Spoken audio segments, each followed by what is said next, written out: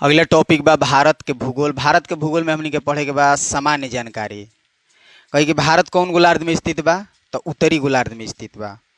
भारत उत्तरी गोलार्ध में 8 डिग्री 4 मिनट से लेके 37 डिग्री 6 मिनट उत्तरी अक्षांश और 68 डिग्री 7 मिनट से लेके 97 डिग्री 25 मिनट पूर्वी देशांतर के बीच बा।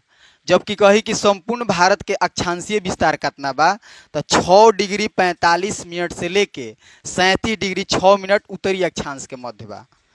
फिर कही कि भारत के क्षेत्रफल टोटल कितना बा, तो 32,87,263 वर्ग किलोमीटर। कही कि क्षेत्रफल की दृष्टि से भारत जोन बा ई कौवा बड़ा देश बा, तो 7वां देश बा। 8वां बड़ा देश कही तो अर्जेंटीना बा। जबकि जनसंख्या के दृष्टि से कही कि भारत कौवा बड़ा देश बा, तो दूसरा बा।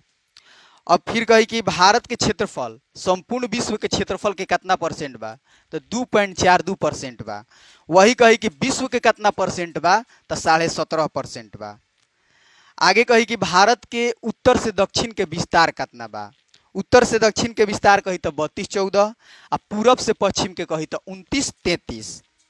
कही कि भारत के स्थल सीमा के लंबाई कितना बा, तो 15,200 आ तटीय भाग के लंबाई कितना बा, तो 75 से 16.6। अगर वही में लगा दी कि मुख्य भाग के तटीय भाग के लंबाई कहे तो वो हो जाए 6100 किलोमीटर। फिर कही कि समुद्र में भारत की प्रादेशिक सीमा के लंबाई कितना बा, तो 12 समुद्री मील आ 1 समुद्री मील बराबर होला 1.852 किलोमीटर। यही में हमने के आगे पढ़े के बा कि भारत के 7 गो पड़ोसी देश के साथ सीमाओं की लंबाई। तो सबसे आगे जानल जाए कि कौना देश के साथ हमने के ज़्यादा सीमा लगेला, फिर कौना देश के साथ छोटा लगला। तो सबसे ज़्यादा कहे तो बांग्लादेश के साथ लगला, कितना लगला, तो 4096.7।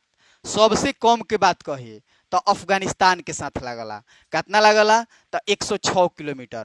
लेकिन वही में पूछ दी कि स्वतंत्र भारत में सबसे छोट कौना देश के साथ लगला, तो ऊ अगर कही तो भूटान के साथ लगला, ऊ कितना लगला, तो 699।